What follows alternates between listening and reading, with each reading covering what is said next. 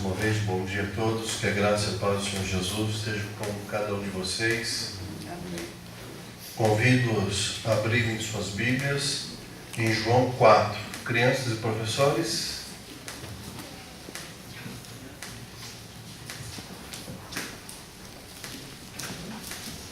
João capítulo 4.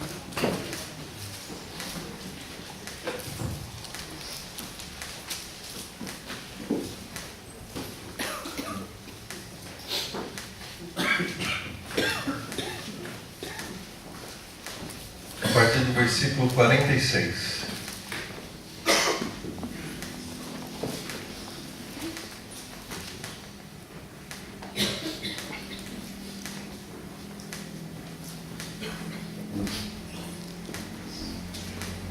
Dando continuidade à nossa série de estudos acerca dos milagres de Jesus, aqui nós temos mais um relato de um milagre.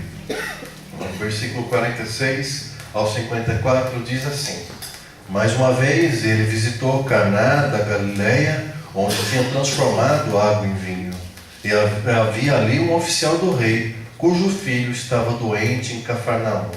Quando ele ouviu falar que Jesus tinha chegado a Galileia, vindo da Judeia, procurou-o e suplicou-lhe que fosse curar o seu filho, que estava à beira da morte. Disse-lhe Jesus: Se vocês não virem sinais e maravilhas, nunca crerão. O oficial do rei disse: Senhor, vem antes que o meu filho morra. Jesus respondeu: Pode ir, o seu filho continuará vivo. O homem confiou na palavra de Jesus e partiu.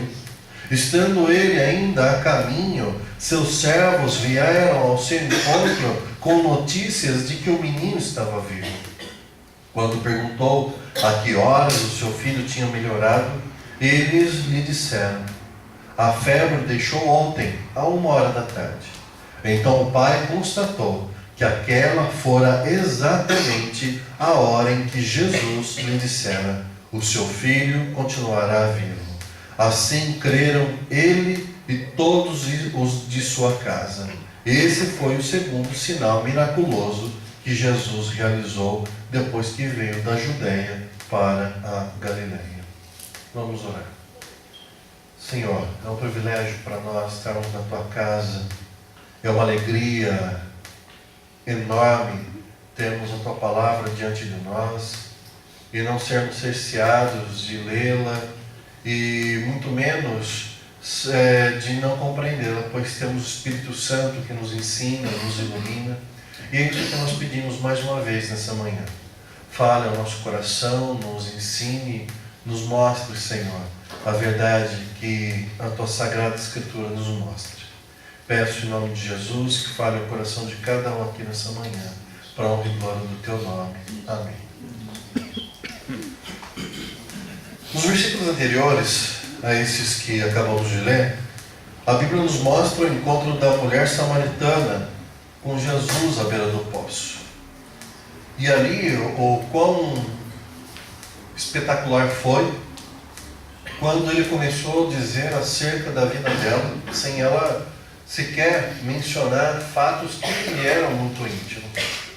Ela fica espantada, admirada, mas ela também sai da beira do poço e corre para a cidade para contar acerca daquele profeta, daquele homem que tinha dito tudo o que se passava na vida dela, até as coisas mais íntimas.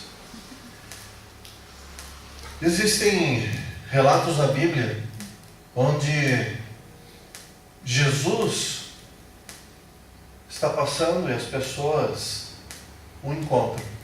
Outros relatos, pessoas percorrem grande distância para procurá-lo e encontrá-lo. Mas o fato é que todos os relatos, quando existe esse encontro com Jesus, a vida da pessoa ela muda, ou para muito melhor ou para muito pior. Muito melhor no caso de pessoas que foram curadas, restauradas, perdoadas, salvas de seus pecados. Outros muito piores, como o caso do jovem rico, que voltou para casa abandonou a presença de Jesus para conviver com os seus bens materiais. Pessoas foram transformadas, apóstolos foram transformados de pescadores de peixes para pescadores de almas.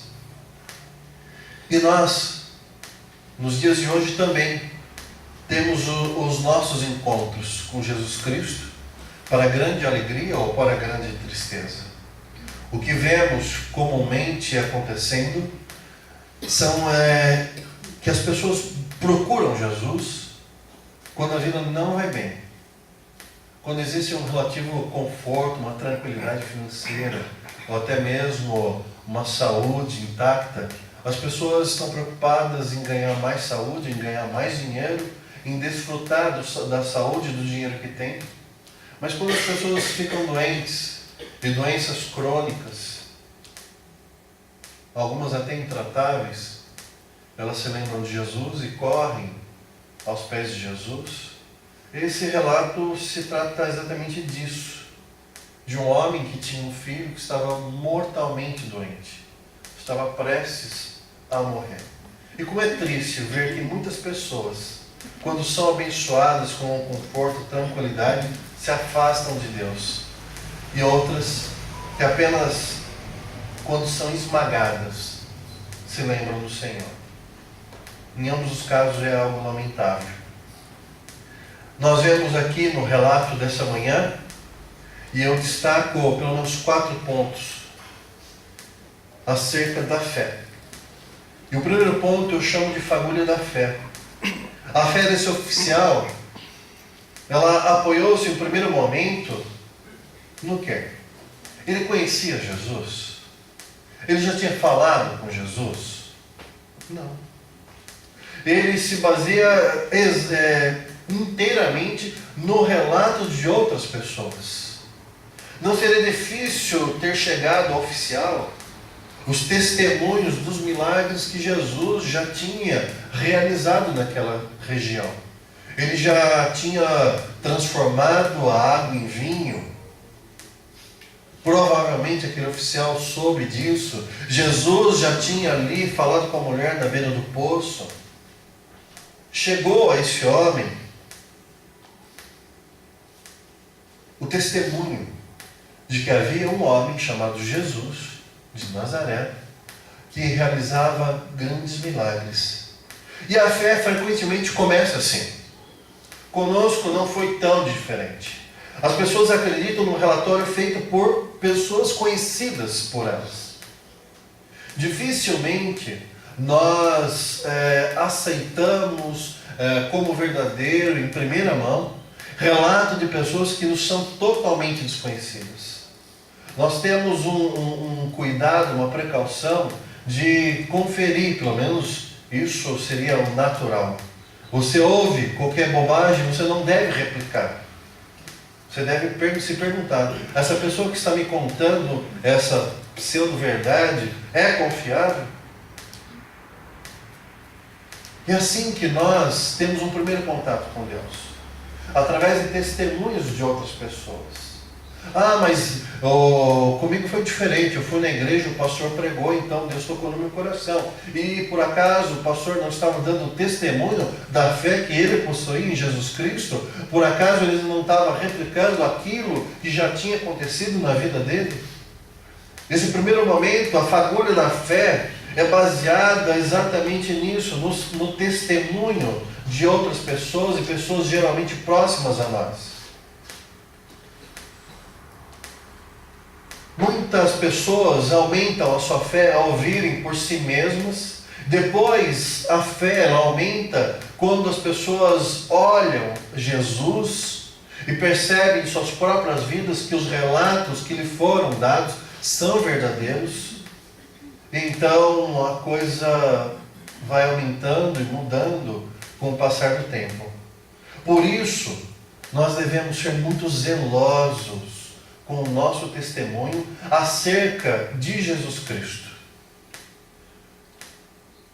O oficial, ele não tinha visto Jesus, não conhecia Jesus, mas ele sai da sua cidade, vai para uma outra cidade atrás de Jesus Cristo. O seu testemunho tem levado pessoas a saírem do seu contexto de vida, a sair da sua mentalidade religiosa para buscar esse Jesus? Porque o fato é que muitas pessoas, mesmo sendo religiosas, elas não são crentes no Senhor Deus. Elas são crentes na superstição, no achismo, em tantas outras coisas. Mas quando você abre a sua boca, você diz para o seu parente, para o seu amigo, para aquela pessoa que trabalha junto de você, ou esse testemunho não necessariamente precisa ser verbal, mas pode ser um testemunho através da sua prática cotidiana, onde as pessoas olham para a sua vida e veem ali que você realmente reflete a palavra de Deus em sua vida. Esse testemunho, como está hoje? É um testemunho forte? É um testemunho confiável? É um testemunho que dá uma certeza para as pessoas buscarem o Senhor Jesus, mesmo sendo num momento de grande dificuldade pessoal? Esse é o primeiro ponto. O segundo é o calor da fé. Se o primeiro era uma fagulha, uma pequena fagulha, sendo verdadeira, essa fagulha ela aumenta e aquece. E quando o oficial ficou sabendo que Jesus estava na Galileia, ele deixou o seu filho doente em Cafarnaum e foi atrás do mestre para pedir a cura. Muitos se dizem detentores de grande fé, porém ficam estáticos, esperando que tudo caia em seu colo, que tudo caia do céu em seu colo. O oficial veio se colocar diante de Jesus e não desistiu. Quando ele foi repreendido, mesmo que suavemente pelo mestre, e quando Jesus disse, se vocês não virem sinais e maravilhas, nunca crerão. O oficial insistiu, Senhor, vem antes que meu filho morra. Então o calor da fé, ele ouve o testemunho, ele associa a grandeza de Deus ao nome de Jesus Cristo, mas não fica parado em sua casa recitando, se Deus quiser, se Deus quiser, se Deus quiser. E tanto crente hoje repete como um mantra que acaba entrando em transe. Se for da vontade de Deus, se for da vontade de Deus, se Deus quiser, se Deus quiser, se Deus quiser. Mas o fato é que Deus quer que o nosso testemunho seja propagado. Deus quer que nós nos levantemos das nossas cadeiras, das nossas camas, dos nossos sofás, do nosso conforto, da nossa rotina, da nossa agenda. Deus quer sim que nós nos levantemos para que possamos ir até Jesus, ir até a palavra de Deus. Para que não fique apenas na fagulha, porque a fagulha, você sabe, ela se levanta, ela é um princípio de incêndio, mas se não for levada adiante, ela se apaga. E não dá para viver uma vida cristã de fagulha em fagulha.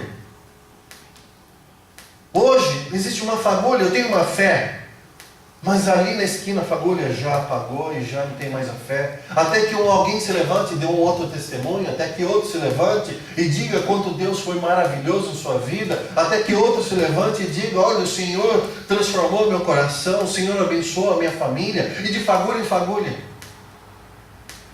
Que é o que está acontecendo na igreja contemporânea. A motivação, o evangelho foi trocado por frases motivacionais. São fagulhas, e apenas fagulhas. E nem sempre são fagulhas do testemunho real de Jesus Cristo, o verdadeiro testemunho de Jesus.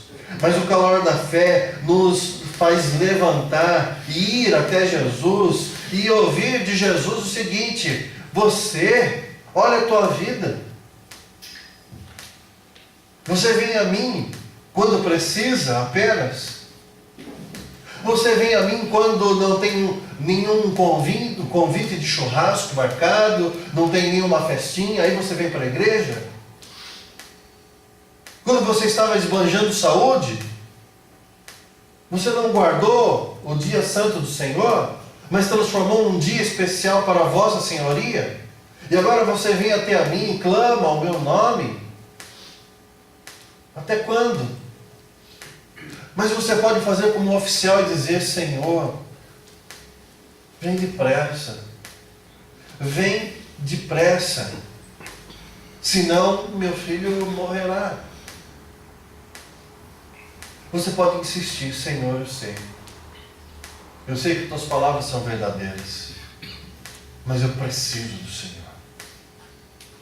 Eu preciso do Senhor.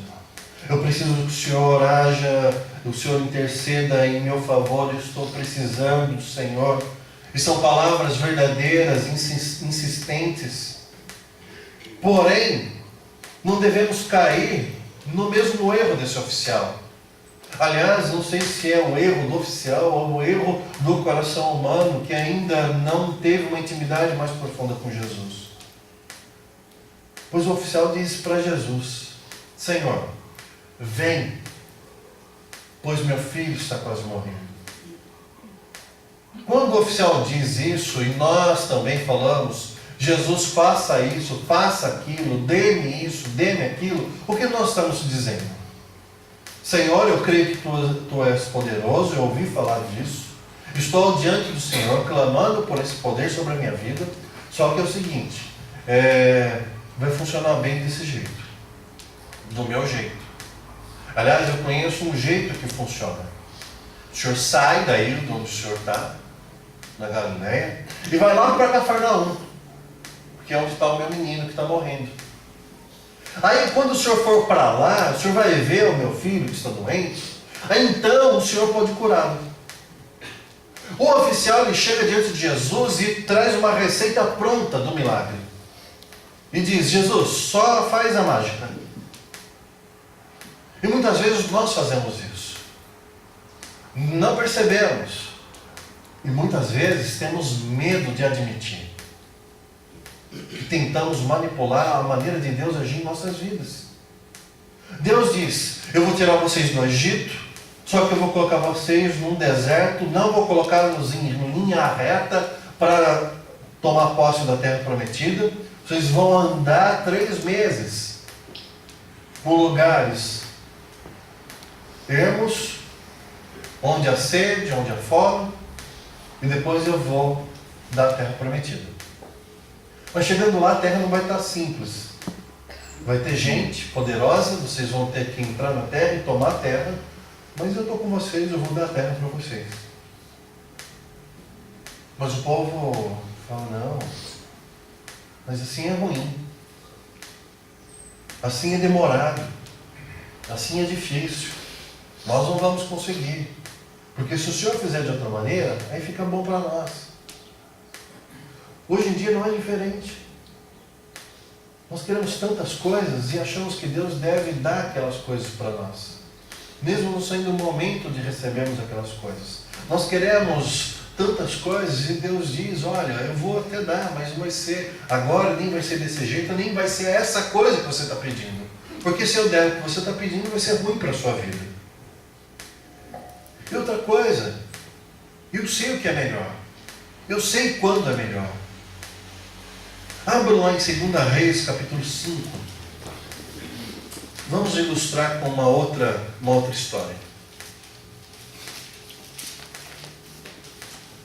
2 Reis, capítulo 5.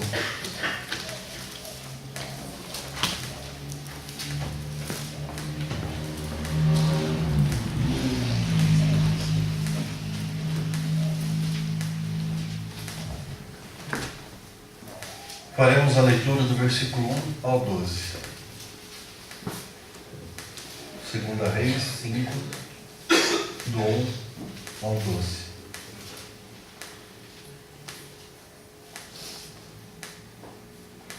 Naamã, comandante do exército do rei da Síria, era muito respeitado e honrado pelo seu senhor, pois por meio dele o Senhor dera vitória à Síria. Mas esse grande guerreiro ficou leproso. Ora, tropas da Síria haviam atacado Israel e levado cativa uma menina que passou a servir a mulher de Naamã. Um dia ela disse à sua senhora: Se o meu senhor procurasse o profeta que está em Samaria, ele o curaria da lepra. Naamã foi contar ao seu senhor o que a menina israelita dissera. O rei da Síria respondeu: vá, eu lhe darei uma carta que você entregará ao rei de Israel. Então Naamã partiu levando consigo 350 quilos de prata, 72 quilos de ouro e 10 mudas de roupas finas. A carta que levou ao rei de Israel dizia: junto com esta carta estou enviando o meu oficial Naamã para que o cures da lepra. Assim que o rei de Israel leu a carta, rasgou as vestes e disse: por acaso sou Deus, capaz de conceder vida ou morte? Porque esse homem me envia alguém para que eu o cure de lepra. Vejam como ele procurou um motivo para se desentender comigo. Quando Eliseu, o homem de Deus, soube que o rei de Israel havia rasgado suas vestes, mandou-lhe esta mensagem: por que rasgaste tuas vestes? Envia o homem a mim, e ele saberá que há profeta em Israel. Então Naamã foi com seus cavalos e carros e parou à porta da casa de Eliseu. Eliseu enviou um mensageiro para lhe dizer: vá e lave-se 7 vezes no rio Jordão. Sua pele será restaurada e você ficará purificado. Mas Naamã ficou indignado e saiu dizendo: eu estava certo de que ele sairia para receber-me, invocaria em pé o nome do Senhor, o seu Deus, moveria a mão sobre o lugar afetado e me curaria da lepra. Não são os rios de Abana e Farfar em Damasco melhores do que todas as águas em Israel? Será que não poderia lavar-me neles e ser purificado? E foi embora dali furioso. Naamã está leproso, um homem leproso. Vai até Israel, vai até o profeta de Deus, mas ele vai com um romantismo, uma ilusão na cabeça, pois no seu coração ele queria a cura, mas ele queria a cura de que maneira? Da maneira dele. E qual foi a maneira imaginativa daquele homem, Naamã? Ele pensou o seguinte, versículo 11: eu estava certo de que ele sairia para receber. Então ele já imagina uma cena o seguinte: chegando com o seu cavalo, com os presentes, com os servos, e o homem de Deus vem ao seu encontro, bem hollywoodiano, né? Vem ao seu encontro e invocaria de pé o nome do Deus dele. Então ele colocaria a mão no lugar onde está marcada em meu corpo a lepra e me curaria. Olha que coisa. Só faltou fogos de artifícios. Mas o homem de Deus, o servo de Deus, não saiu, não quis ver a cara do Naamã. E mandou um recado: ó, vai lá, fala para ele mergulhar 7 vezes no rio. Aí o Naamã ficou doido. Aí falou: não, ficou indignado, ficou furioso. Espera um pouquinho. Se for para mergulhar no rio, ele nem veio, nem colocou a mão na minha enfermidade. Eu só vou mergulhar no rio 7 vezes. Nesse rio ainda, esse riozinho. Por acaso, em Damasco não tem rios melhores? Lógico que tem. Se fosse para fazer isso, eu fazia lá. E foi embora furioso.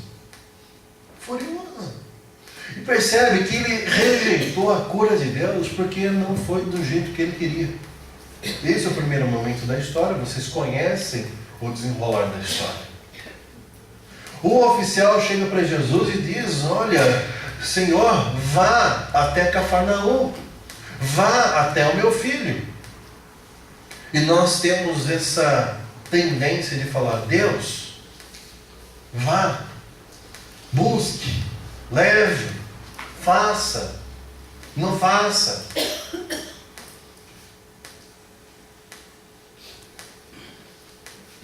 Terceiro ponto: a fagulha da fé, o calor da fé está aumentando, né? Está esquentando.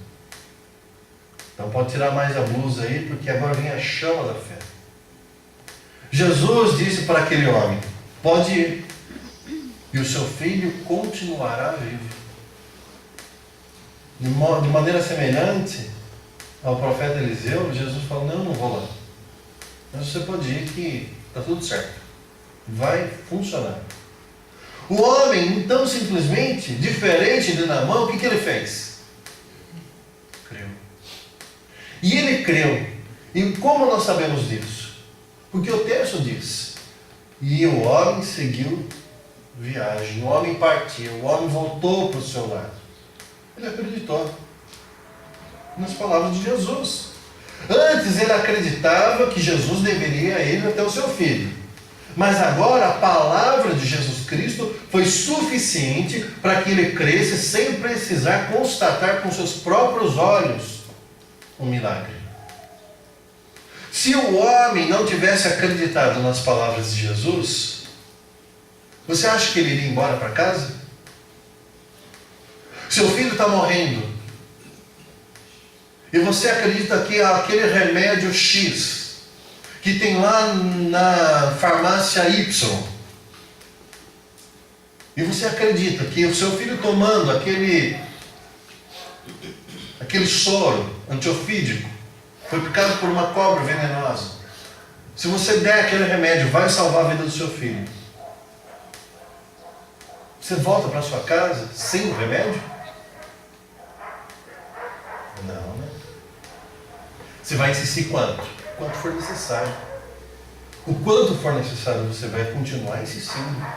Mas quando Jesus disse: olha, está resolvido o seu problema, pode ir para sua casa, seu filho continuará vivo, o homem toma aquilo como já uma injeção de cura para o seu filho e diz: tá bom, e vai para casa e volta para o lar. Como confiamos pouco em Jesus? Diferente desse homem, estamos falando do oficial, não era nem do povo de Israel. Como nós, que somos povo de Deus, nós confiamos tão pouco em nosso mestre.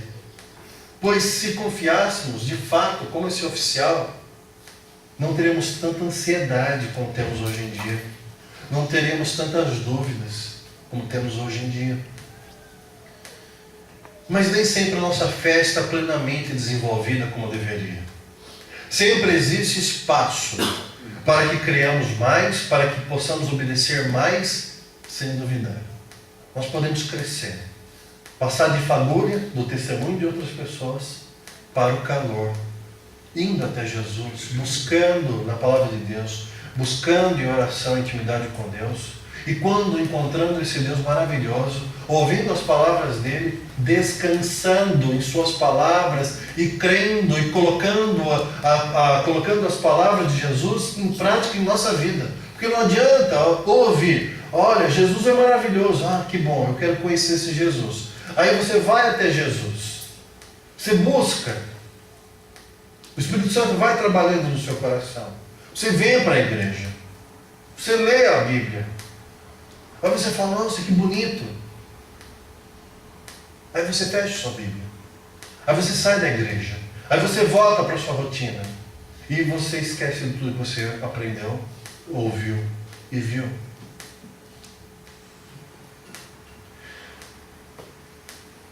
A distância que separava o pai de seu filho entre uma cidade e outra era de mais ou menos cerca de 45 quilômetros. O que daria mais ou menos, já devia estar em greve dos caminhoneiros naquele tempo, então era só camelo, mais ou menos um dia de viagem de camelo. Mas nós percebemos que aquele homem não volta correndo para casa. Ele volta uma caminhada tranquila. Tanto é que ele não percorre em um dia. Nós vamos perceber que no dia seguinte, ele ainda está no caminho. Os seus servos, eles saem da sua casa onde estava o menino doente e vão percorrer um trecho do caminho para encontrar o oficial. Então ele está vindo pelo caminho E os servos vêm ao seu encontro. Imaginemos que ele tenha andado 2/3 do caminho e os servos o restante. Demonstra que a caminhada dele era tranquila. Ele realmente creu que estava tudo bem em casa. Ele não precisava correr para constatar, olha, realmente está tudo bem, porque Jesus falou. Então, se Jesus falou, deve ser verdade.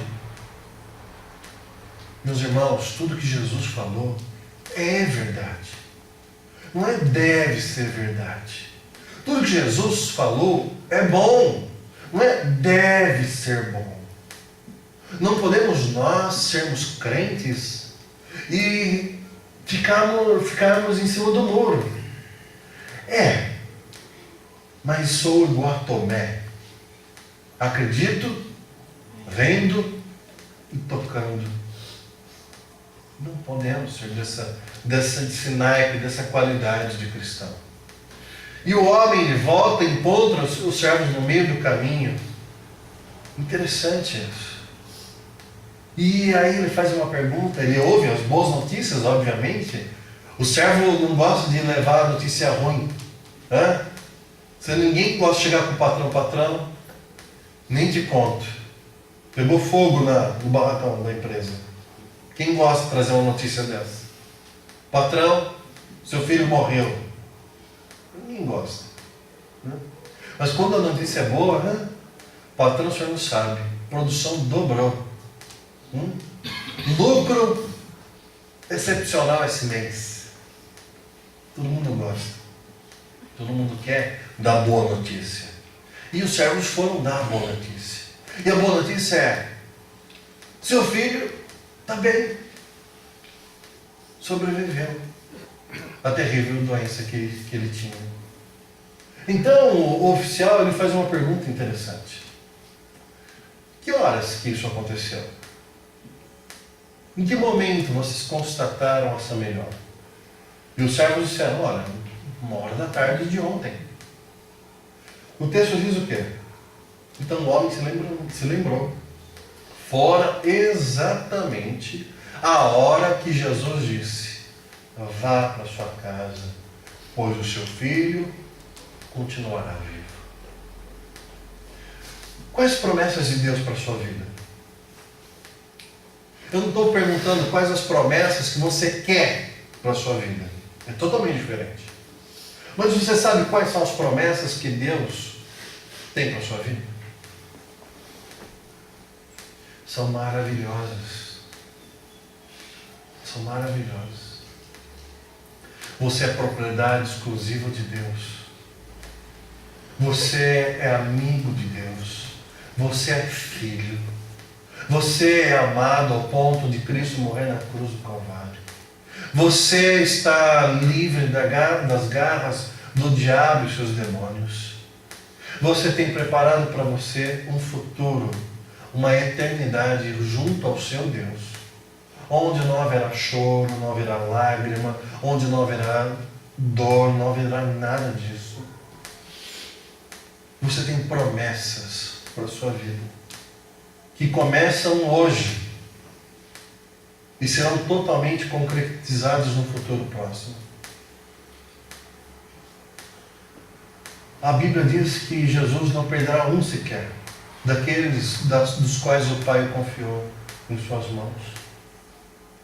A Bíblia diz que não existe altura, profundidade, anjos, demônios, presente, porvir. Não existe nada que poderá nos separar do amor de Deus em Cristo Jesus. Você crê? Você crê nessas promessas? O oficial, ele acreditou nas palavras de Jesus, foi para casa e se lembrou que a palavra de Jesus se cumpriu, exatamente como ele disse que seria.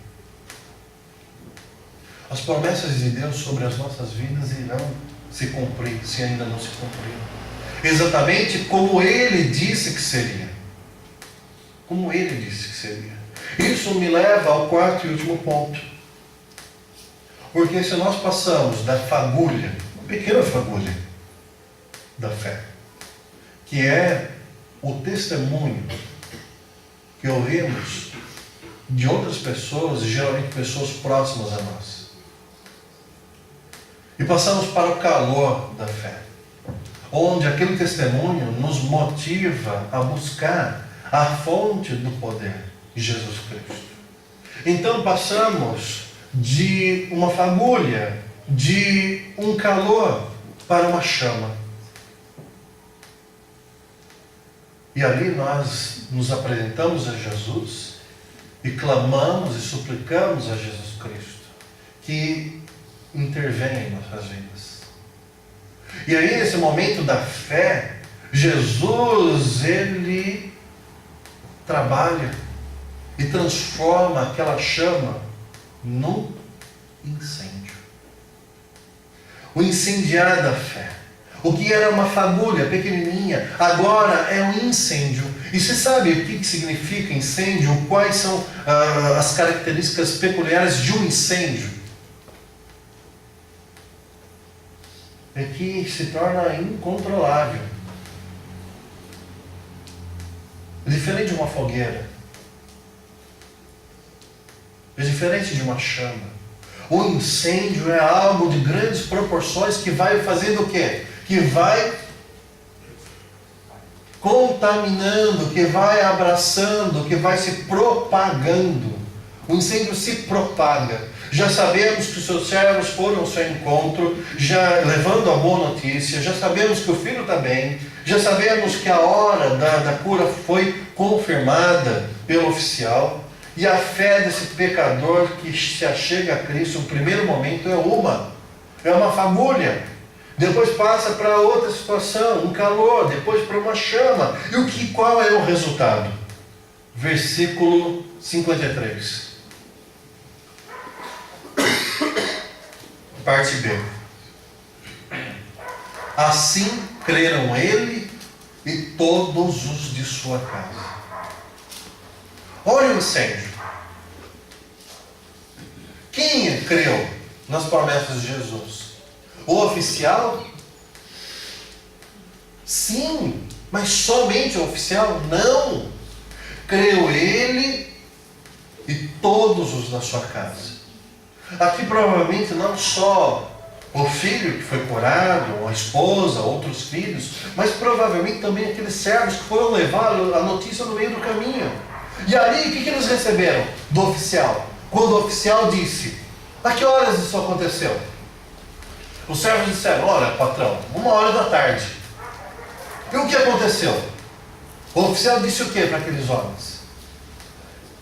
Eu nem conto para vocês.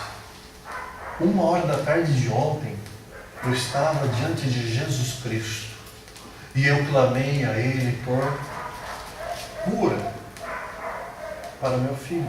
E vocês não acreditam. Eu disse, vá até minha casa para curá-lo. Ele disse, não vou. Mas você pode voltar para sua casa que o menino vai ficar bem. O que aconteceu nesse momento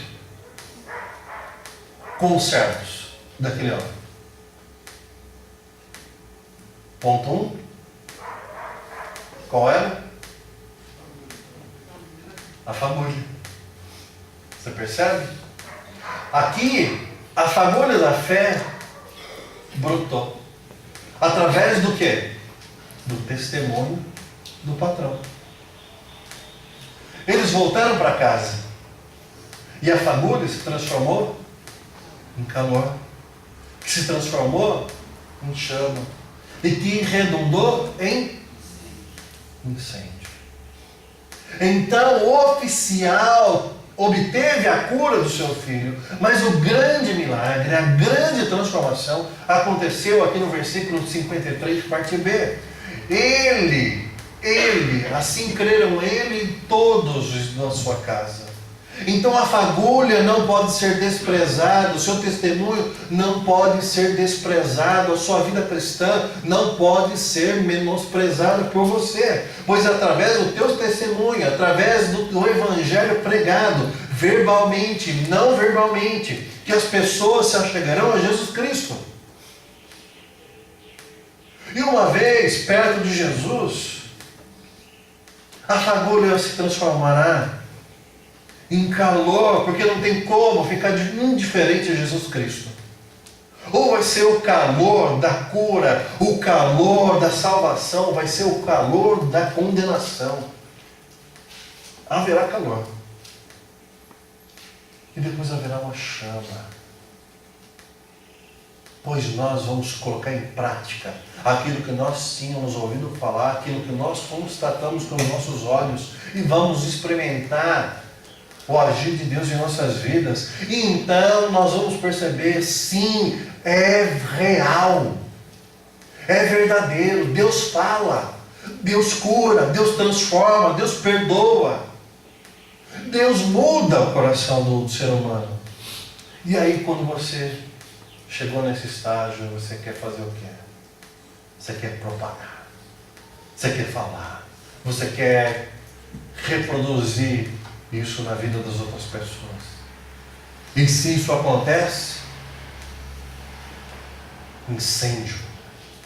incêndio. Nessa manhã eu convido você, meu irmão, minha irmã, a incendiar o seu coração, olhando para tudo que Deus já fez na sua vida.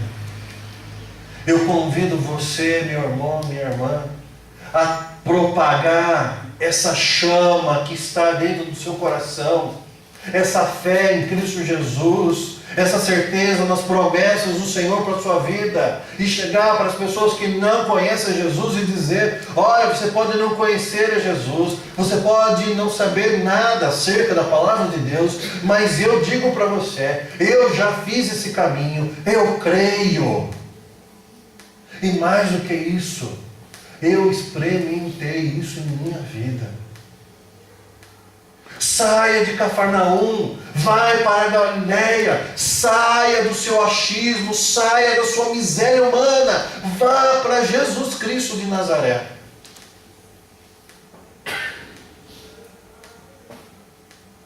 Mas não faça a bobagem que eu fiz, de dizer para Deus que Ele tem que fazer isso, aquilo e outro na minha vida. Vai simplesmente e diga: Senhor, eu preciso de Ti, salvai-me. E Ele vai fazer uma obra tão grande em sua vida. E não é porque eu acho, não é porque eu determino, não é porque eu quero, mas porque Ele quer, porque Ele é poderoso para tal.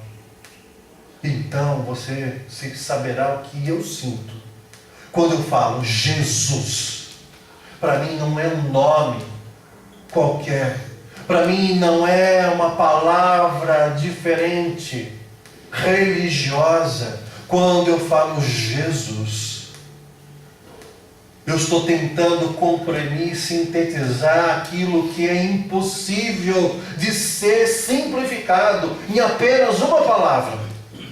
Eu estou dizendo Jesus, não estou dizendo Deus maravilhoso, Deus todo-poderoso, Senhor dos céus e da terra, Deus que cura, Deus que perdoa, Deus que liberta, Deus que me ama, Deus que... Eu poderia falar aqui a minha vida toda e não seria capaz de terminar de apresentar todos os adjetivos que envolvem essa palavra, esse nome, Jesus. E eu creio tanto nesse nome que eu não temo. Eu não temo as pessoas.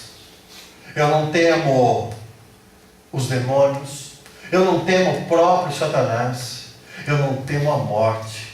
Sabe por quê? Porque Jesus me disse para não temer. E se Ele disse, eu vou para casa tranquilo, em paz, pois é verdade. Assim será.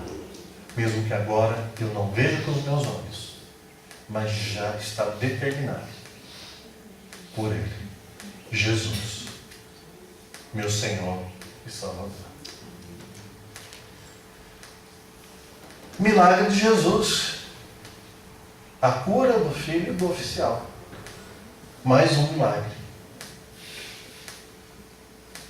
Vou abrir aqui agora uns minutinhos para você fazer as suas perguntas ou suas colocações. Fiquem à vontade.